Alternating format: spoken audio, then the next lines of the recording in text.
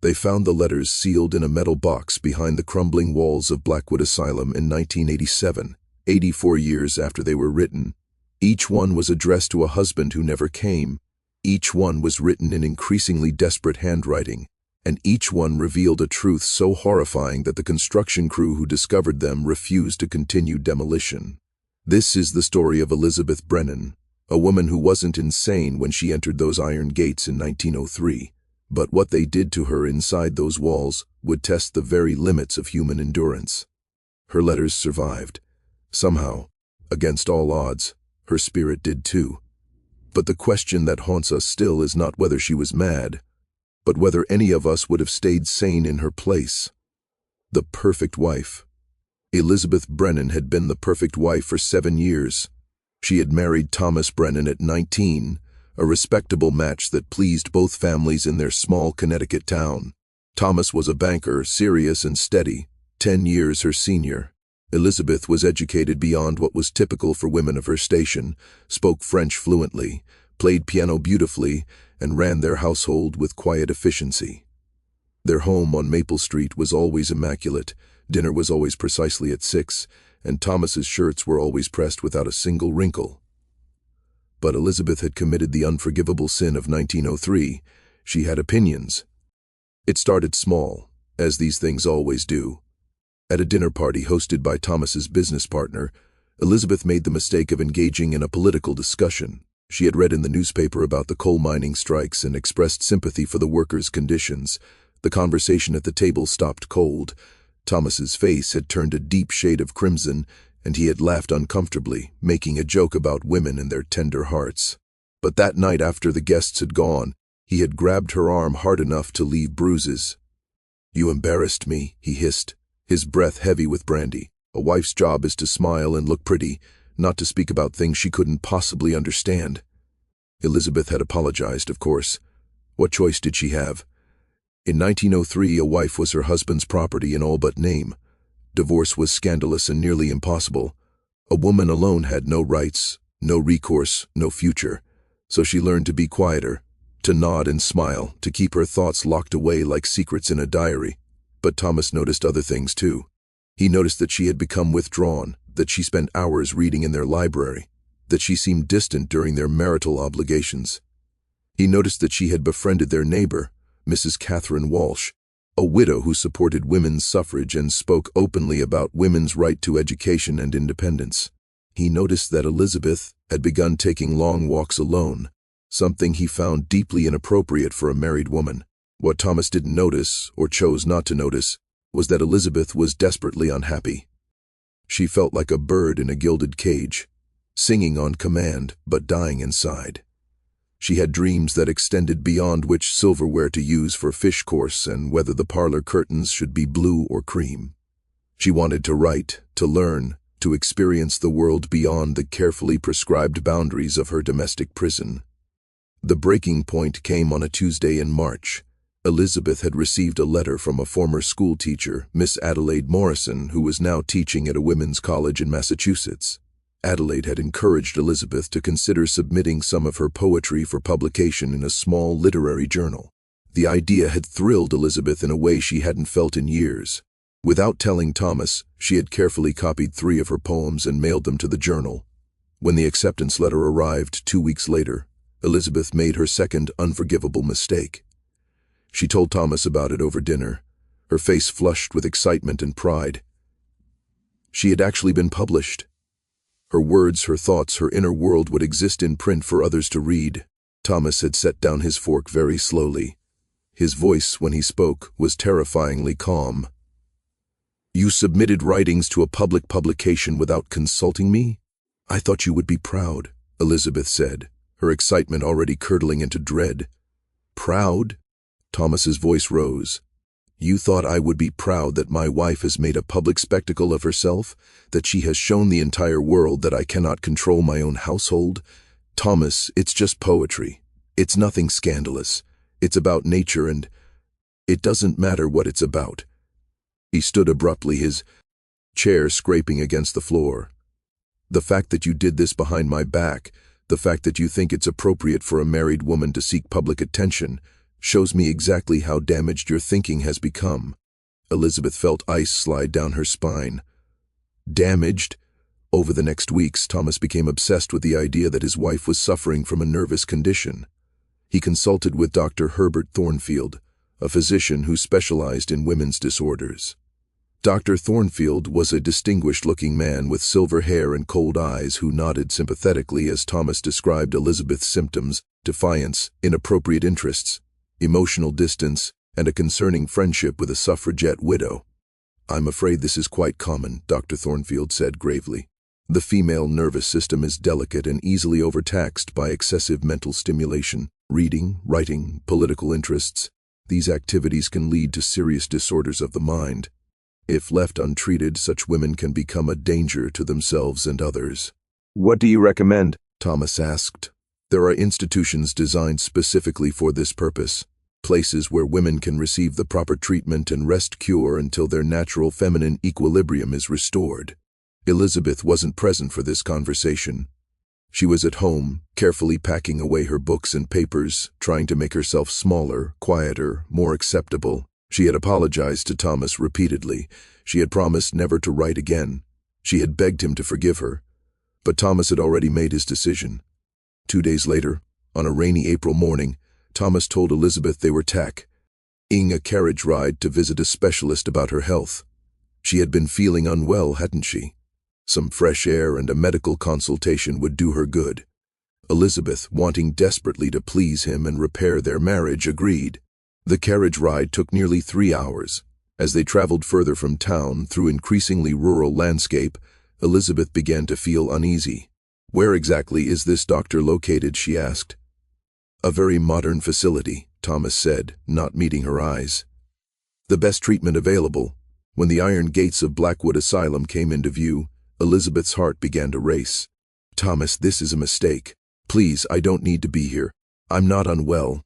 "That's exactly what Dr. Thornfield said you would say," Thomas replied calmly. "The inability to recognize one's own condition is itself a symptom." 2 orderlies were waiting at the entrance. They were large men with expressionless faces who had done this many times before.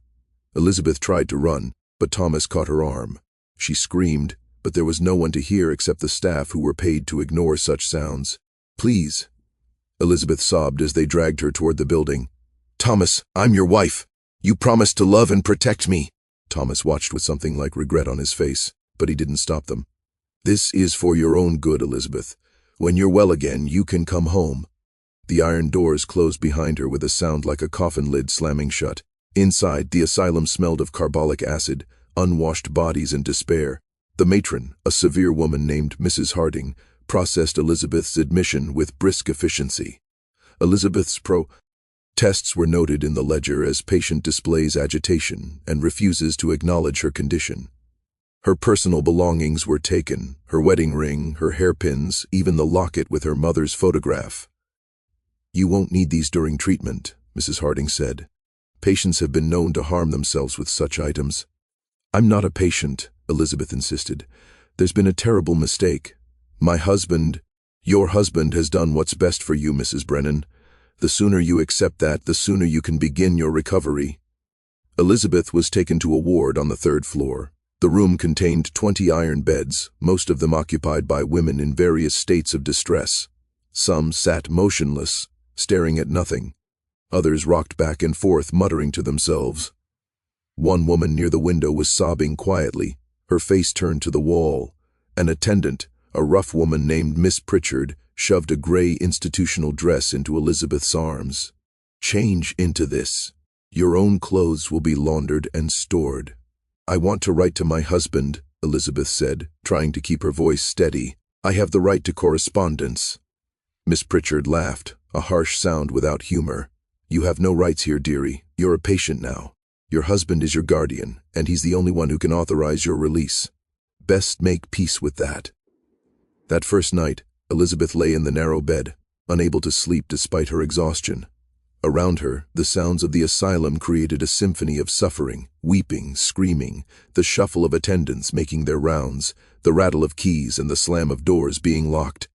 She thought of her home, her piano, her books. She thought of Thomas and wondered how the man who had once courted her so tenderly could have brought her to this place. But more than anything, she thought about how no one would believe her. She wasn't insane, but who would listen? Her husband had committed her. A doctor had signed the papers. She was now legally declared a danger to herself, incapable of managing her own affairs. In the eyes of the law and society, she had ceased to exist as a person with rights or agency. The next morning began what would become Elizabeth's routine. Patients were awakened at 5, given a cold water wash, and dressed in their institutional uniforms. Breakfast was thin porridge and stale bread. Then came the treatments. For Elizabeth, the first treatment was the rest cure. She was confined to bed in a dark, quiet room for hours at a time, forbidden from reading, writing, or engaging in any mental stimulation. The theory, Dr. Thornfield explained during his weekly rounds, was that her overactive mind needed complete rest to restore proper feminine function. But enforced inactivity didn't calm Elizabeth's mind. It gave her too much time to think, to remember, to rage against the injustice of her imprisonment. She began to understand that this place wasn't designed to heal women. It was designed to break them, to smooth away any rough edges of personality or independence until they were docile enough to return to their domestic roles. Some women never left. Elizabeth learned their stories whispered in the darkness. There was Sarah, who had refused to sleep with her husband after he gave her a venereal disease. There was Margaret, who had tried to leave her abusive marriage. There was Anne, who had suffered from melancholy after losing 3 children in infancy and had been committed when her grief became inconvenient.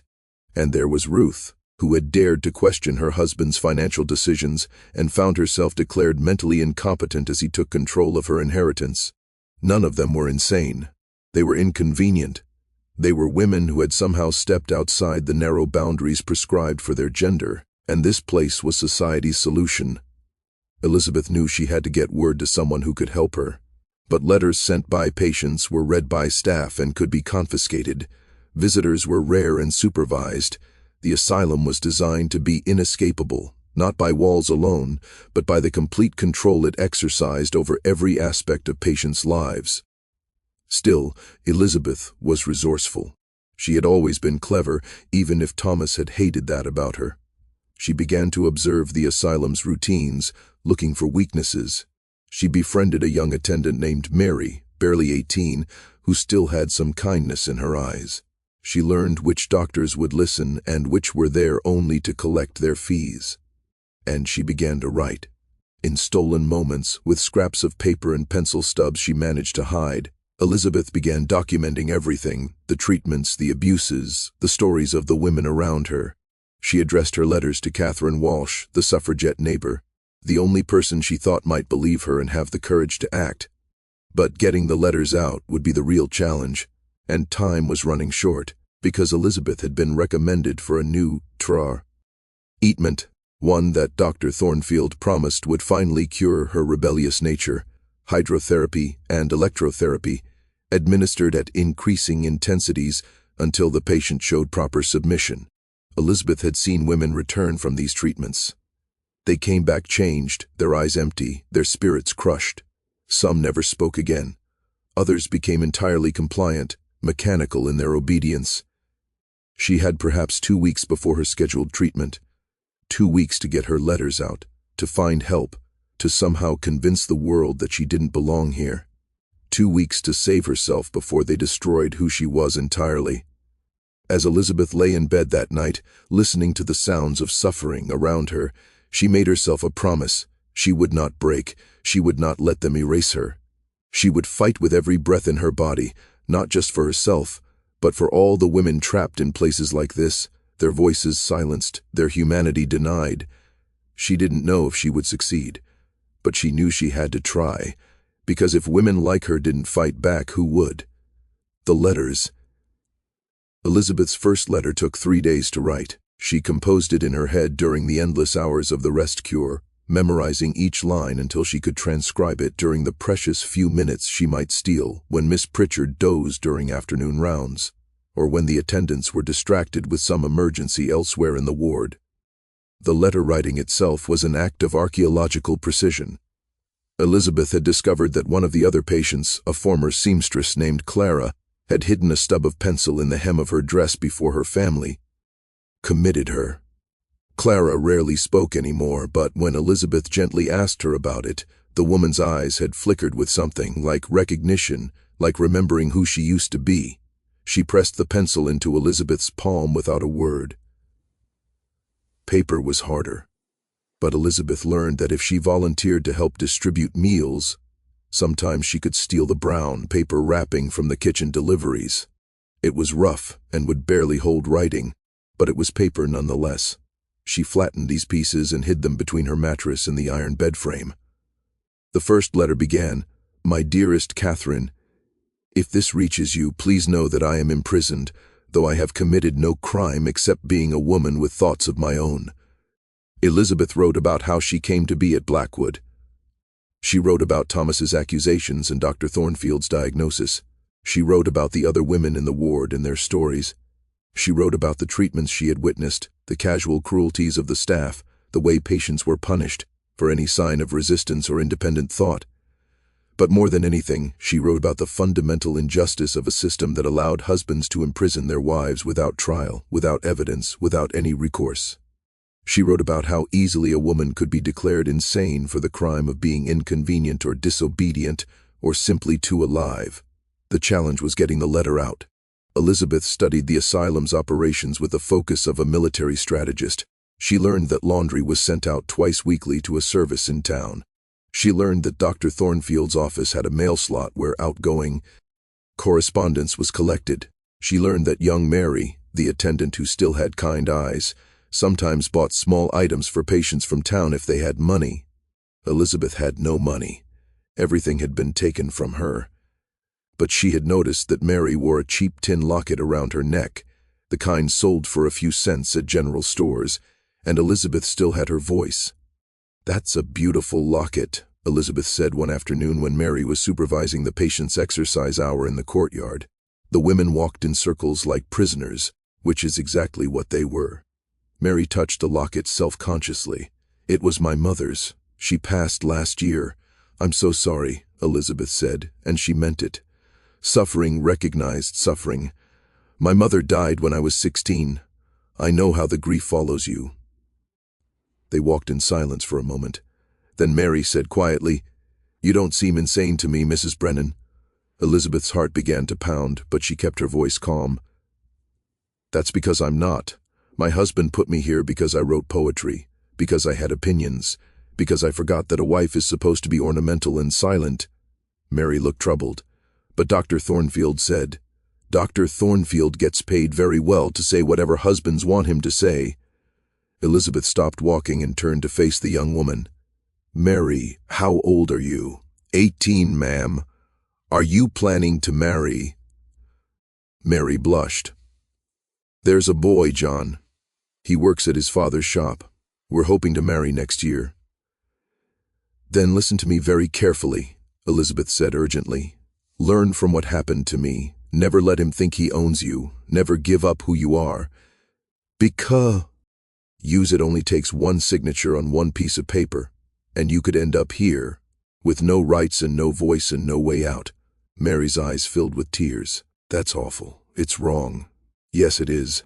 And the only way it changes is if people on the outside know what happens in places like this." Elizabeth made her decision. "I've written a letter to a friend. If I could get it to the post, she might be able to help me, but I have no money for postage." Mary glanced around nervously. "I could lose my position." "I know. I wouldn't ask if I had any other choice." Elizabeth paused. "I had a locket like yours. My husband gave it to me on our wedding day. I thought it meant he loved me. But love doesn't imprison. Love doesn't silence. Whatever you and John build together, make sure it's based on respect, not ownership." Mary was quiet for a long moment. Then she whispered, "Give me the letter tomorrow during dinner distribution. Hide it in your apron pocket. I'll take it when I collect the aprons for washing." Elizabeth wanted to weep with gratitude, but she couldn't afford to show any unusual emotion. Patients who cried were given sedatives. Patients who showed too much feeling of any kind were deemed unstable. So she simply nodded and said, "Thank you. You may be saving my life." The next day, Elizabeth's hands shook as she slipped the folded brown paper into her apron pocket during the evening meal.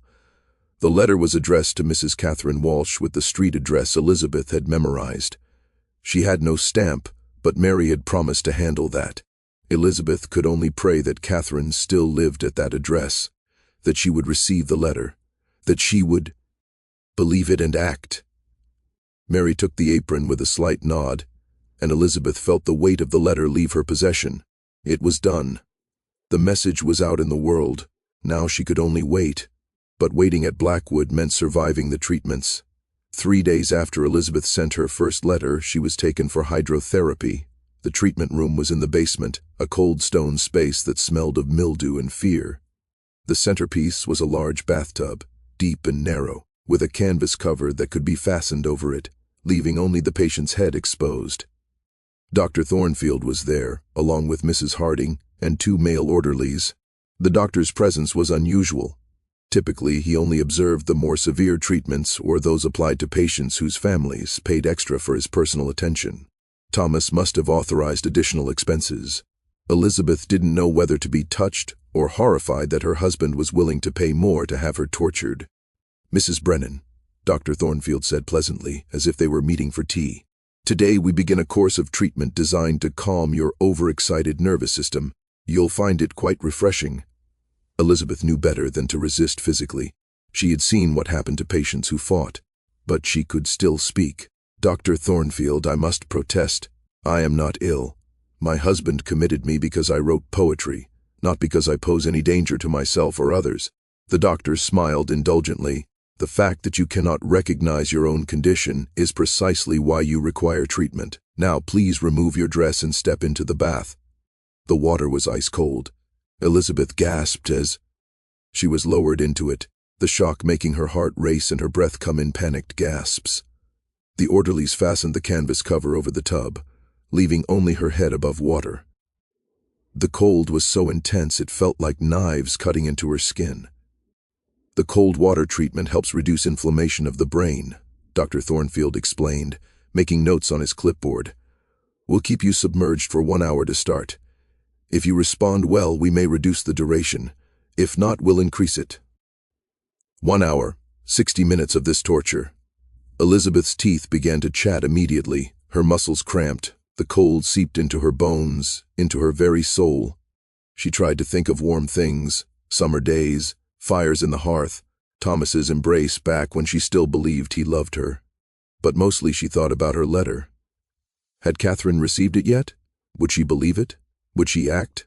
"Please," Elizabeth managed through chattering teeth. "This is inhumane."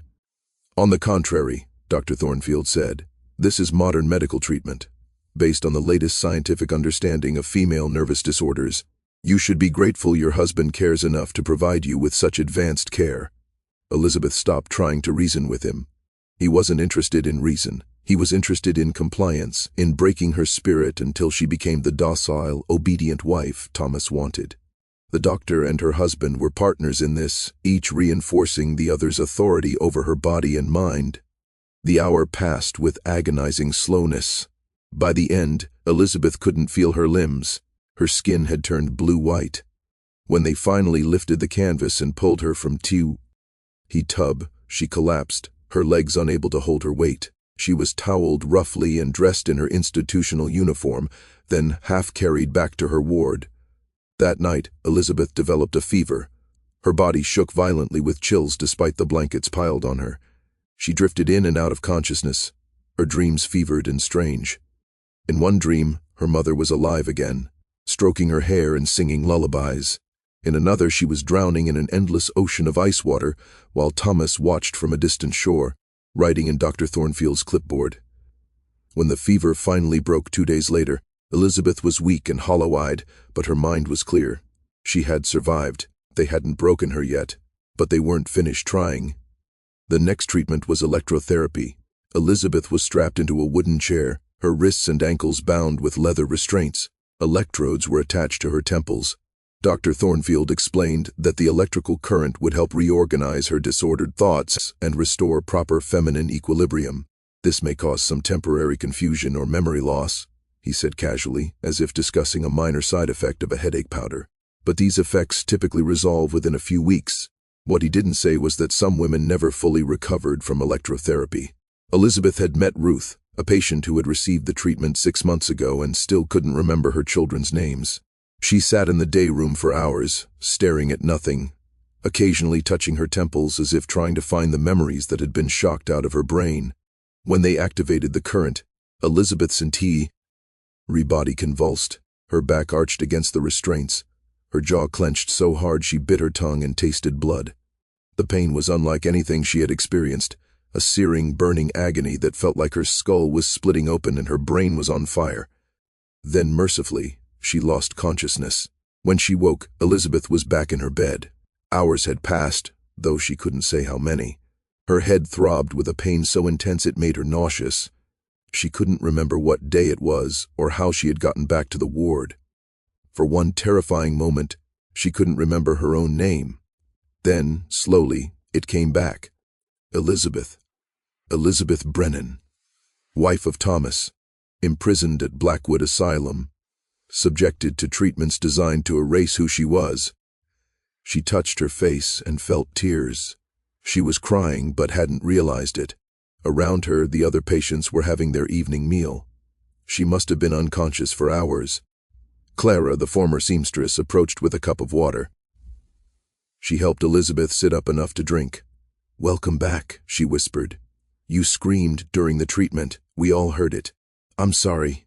"How many times have they done this to you?" Elizabeth asked, her voice hoarse. 6, Clara said. 6 times before I learned to pretend it worked. Before I learned to be who they wanted me to be. And who is that? Clara's smile was heartbreaking in its emptiness. No one. They want us to be no one. That night, Elizabeth made a decision. She would write more letters. She would document everything, every treatment, every abuse, every story of every woman trapped in this place. And she would find a way to get them out. Because, if she was going to be destroyed, she would at least leave behind a record. She would at least make her suffering mean something. Over the next weeks, Elizabeth became a ghost in the asylum. She learned to move through the routines mechanically, showing just enough compliance to avoid the worst punishments while maintaining her inner resistance. She smiled when expected. She took her medications without protest, though she sometimes managed to hide the pills under her tongue and spit them out later. She sat through Dr. Thornfield's examinations with blank obedience. But in secret, she continued to write. She wrote during the few minutes of darkness before sleep. She wrote in the brief moments when attendants were distracted. She wrote on scraps of paper, on the margins of the institutional newsletters they were given to read, even on the fabric of her undergarments with the stub of pencil Clara had given her. She wrote her second letter to Catherine, more detailed than the first. She described the treatments in clinical detail, naming Dr. Thornfield and Mrs. Harding and documenting their methods. She wrote a third letter addressed to the local newspaper, knowing it was unlikely to reach them but trying anyway. She wrote a fourth letter to Thomas, begging him to reconsider, though she had little hope he would. Mary helped her smuggle out the second and third letters, though the young attendant was increasingly nervous about being caught. "They're watching me," Mary whispered during one exchange. "Mrs. Harding asked why I spend so much time talking to you. Then we need to stop," Elizabeth said, even though it broke her heart. "I won't let you risk your position for E." But Mary shook her head stubbornly. "If it was me in here, I'd want someone to help. My grandmother always said women need to look out for each other because no one else will." As winter settled over Blackwood Asylum, Elizabeth watched the world change outside her window.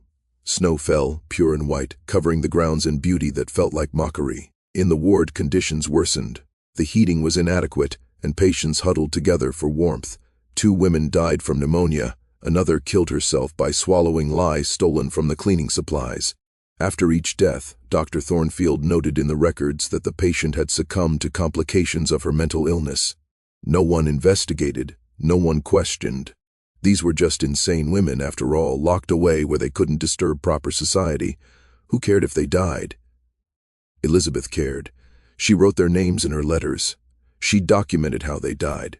She made sure that someone, somewhere, might someday know that these women had existed, had suffered, had mattered. Then, 3 months after Elizabeth sent her first letter, something changed. Mary arrived for her shift one morning with barely suppressed excitement. During the breakfast distribution, she whispered, "Your friend received the letters. She's coming to visit you tomorrow."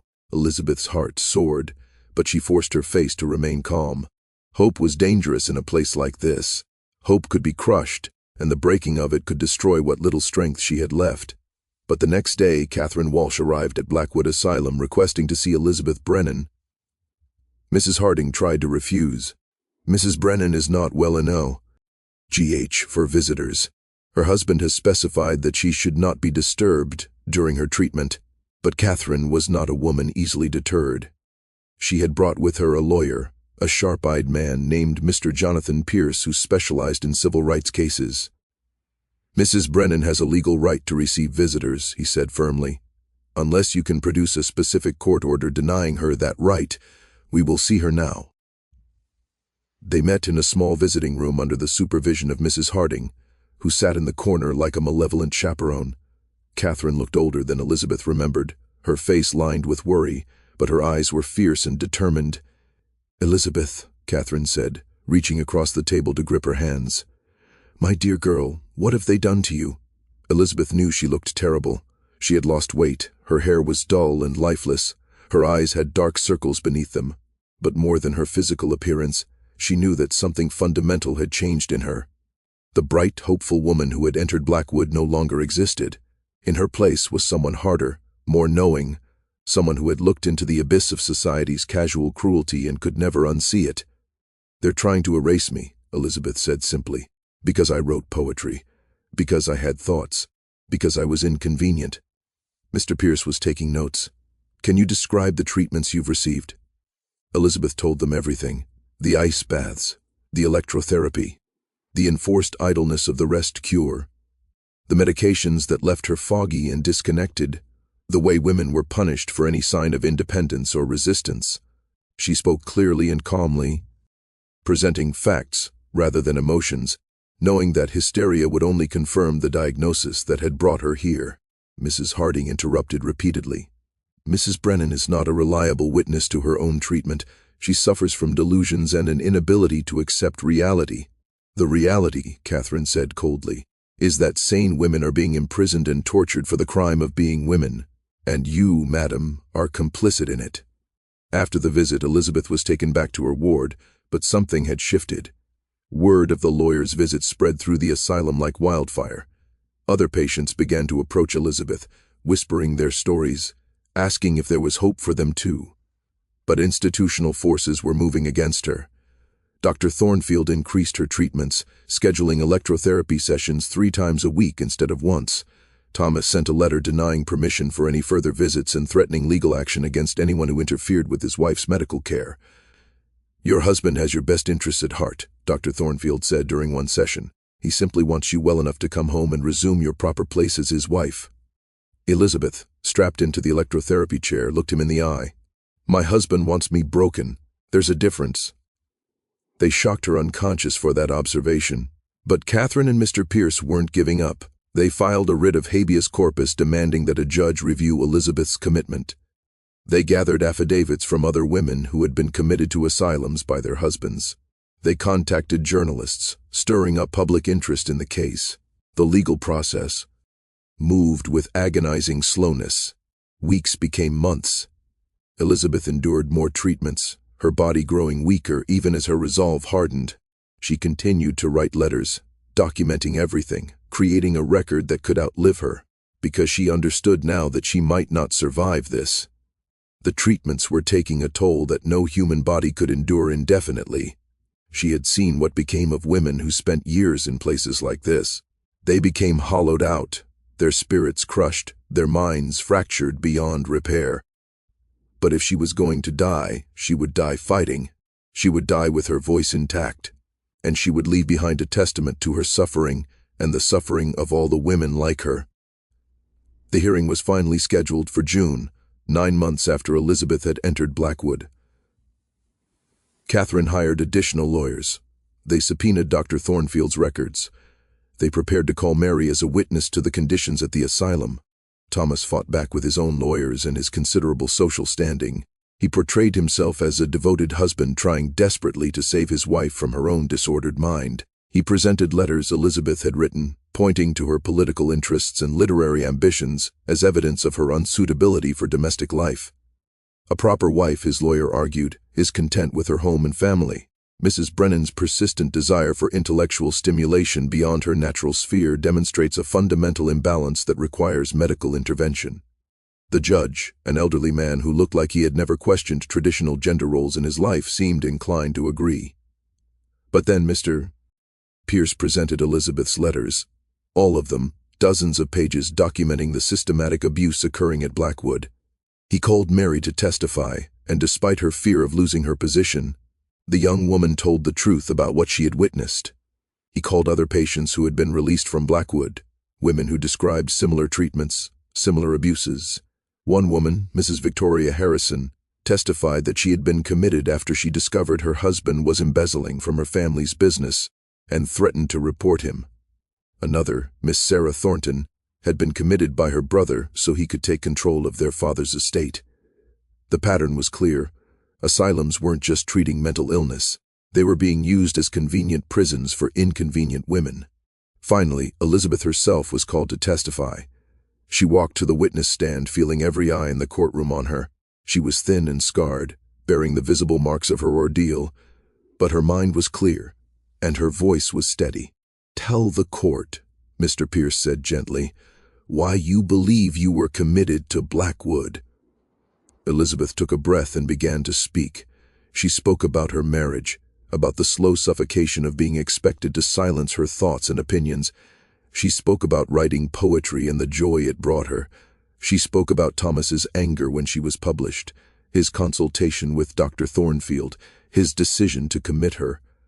"I was not insane when I entered Blackwood," she said clearly. "I was a woman with dreams beyond my domestic duties. I was a woman who believed she had a right to her own thoughts, and for that I was declared insane, a ND, imprisoned without trial, stripped of all rights, and subjected to treatments designed not to heal me but to break my will." Thomas's lawyer cross-examined her aggressively, trying to portray her as unstable, as unable to accept her proper role. But Elizabeth didn't falter. She answered each question calmly, rationally, demonstrating with every word that she was perfectly sane. The judge took 3 days to issue his ruling. Those days were agony for Elizabeth, returned to Blackwood while awaiting the decision. She knew this might be her only chance. If the judge ruled against her, she would likely spend the rest of her life in this place, gradually being destroyed by treatments designed to cure her of the crime of being herself. But when the ruling came, it was everything Elizabeth had hoped for and more. The judge ordered her immediate release, stating that while he believed Thomas had acted with good intentions, there was insufficient evidence that Elizabeth posed any danger to herself or others. He criticized the practice of allowing husbands to commit wives without proper medical evidence or legal oversight. More significantly, he ordered an investigation into conditions at Blackwood Asylum, specifically citing Elizabeth's letters as evidence of potential abuse and medical malpractice. When Mrs. Harding came to tell Elizabeth she was being released, the matron's face was tight with anger. "You've caused nothing but trouble," she hissed. "You should be grateful your husband was willing to help you." "Help me?" Elizabeth felt a laugh bubbling up, slightly hysterical. "He imprisoned me, but I'm grateful to him in one way. He taught me exactly what marriage means. In a world where women are property." Catherine was waiting outside the asylum gates with a carriage. When Elizabeth walked through those iron doors for the last time, her friend embraced her, both of them weeping. "You did it," Catherine said. "You survived." "We did it," Elizabeth corrected. "I couldn't have done this alone." Elizabeth did not return to Thomas. She filed for divorce, a scandalous action that would have been impossible without the judge's ruling in her favor. The legal battle was long and ugly, but eventually she was granted a separation on grounds of mental cruelty. She moved in with Catherine and began writing in earnest. Her memoir about her time at Blackwood, supplemented by all the letters she had written, was published the following year. It became a sensation, sparking public outrage about the treatment of women in asylums and the ease with which wives could be committed by their husbands. The investigation into Blackwood revealed systematic abuse. Dr. Thornfield lost his medical license. Mrs. Harding was dismissed. The asylum was eventually closed, though not before countless other women had suffered there. Elizabeth's book inspired reform movements. Laws were changed to require actual medical evidence before a person could be committed to an asylum. Women's rights advocates used her story to argue for greater legal protections for married women, but Elizabeth's greatest triumph was simply this: she survived with her spirit intact. They had tried to break her, to silence her, to erase who she was, and she had refused. She had fought back with the only weapon she had, her words. She never remarried. She spent the rest of her life teaching and advocating for women's rights. She spoke at suffrage meetings and women's colleges. She helped other women escape abusive marriages and institutional commitments, and she kept writing letters. Letters to newspapers, to politicians, to anyone who would listen. Letters documenting injustice and demanding change. Letters that refused to be silent, because Elizabeth had learned the most important lesson of all, that one voice, one woman refusing to be erased, could start a revolution. That resistance, even when it seemed futile, mattered.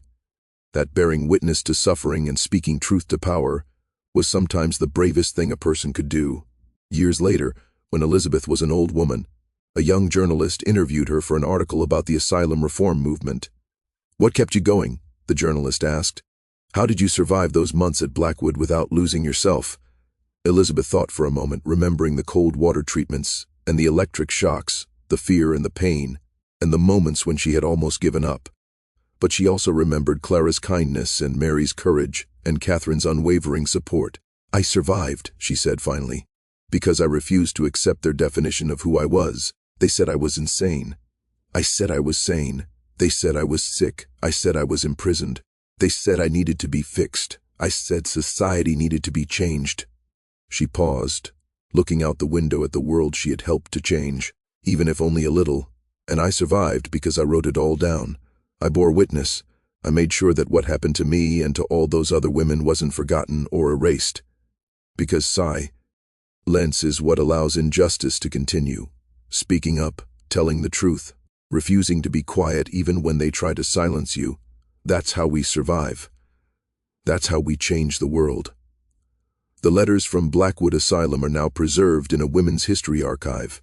Scholars study them, understanding them as primary documents of a dark chapter in medical history and women's oppression.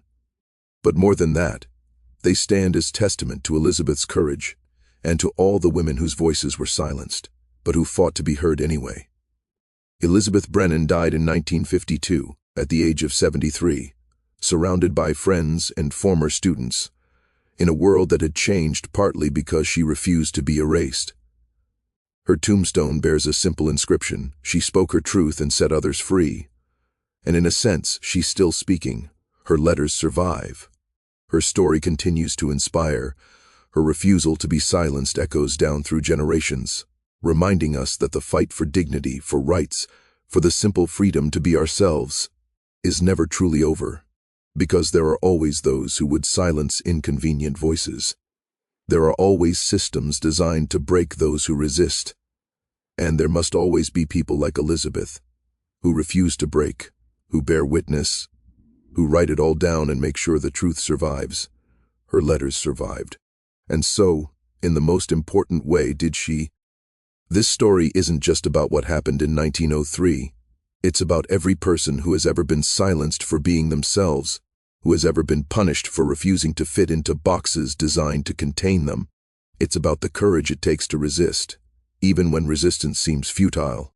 It's about the power of bearing witness, of speaking truth, of refusing to let injustice hide in darkness. Elizabeth's story reminds us that change doesn't come easily. It comes through the courage of individuals who refuse to accept the world as it is and insist on making it what it should be. It comes through solidarity, through people like Catherine and Mary who risk themselves to help others. It comes through persistence, through continuing to fight even when the odds seem impossible. And it reminds us that our voices matter, that speaking up, telling our stories, refusing to be silenced, these are not small acts. They are revolutionary acts. They are how we survive. They are how we change the world.